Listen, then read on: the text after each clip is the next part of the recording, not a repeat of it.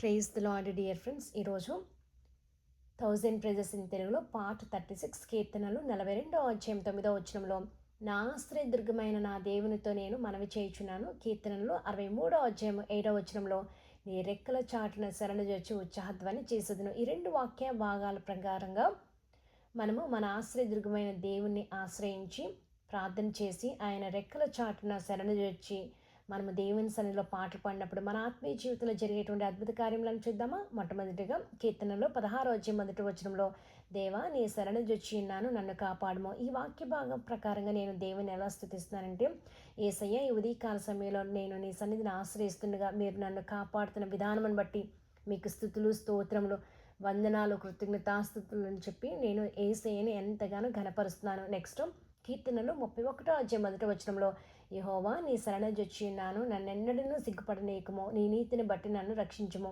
కీర్తనలు 34వ అధ్యాయం 22వ వచనంలో యెహోవా తన సేవకుల ప్రాణమును విమోచించును, ఆయన శరణుజొచ్చిన వారు ఎవరునూ అపరాధులుగా ఎంచబడరు. కీర్తనలు 37వ అధ్యాయం 40వ వచనంలో వారు యెహోవా శరణుజొచ్చి ఉన్నారు గనుక ఆయన భక్తిహీనుల చేతిలో నుండి వారిని విడిపించి వారిని రక్షించును. కీర్తనలు 18వ అధ్యాయం 30వ వచనంలో తన శరణుజొచ్చు వారందరికీ ఆయన కేడము.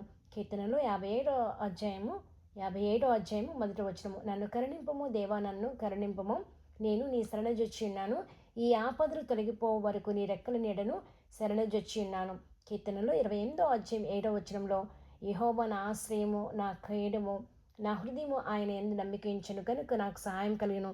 కీర్తనలు 25వ అధ్యాయం 20వ వచనంలో నేను నీ శరణుజొచ్చి ఉన్నాను, నన్ను సిగ్గుపడనీయకము, నా ప్రాణమును కాపాడుము, నన్ను రక్షించుము. కీర్తనలు 91వ అధ్యాయము 9, 10 వచనములలో యెహోవా నీవే నా ఆశ్రయము అని నీవు మహోన్నతుడైన దేవుని నీకు నివాసస్థలముగా చేసుకుని ఉన్నావు, నీకు అపాయం ఏమీ రాదు, ఏ తెగులును నీ గుడారమును సమీపించదు.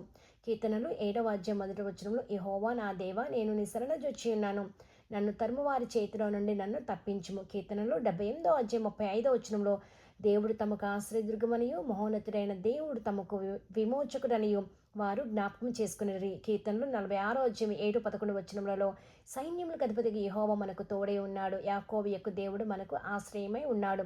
కీర్తనలు 112వ అధ్యాయము 7వ వచనంలో వాని హృదయము యెహోవాను ఆశ్రయించి స్థిరముగా ఉండును. కీర్తనలు 28వ అధ్యాయం 8వ వచనంలో యెహోవా తన ప్రజలకు ఆశ్రయము, ఆయన తన అభిషిక్తునికి రక్షణ దుర్గము.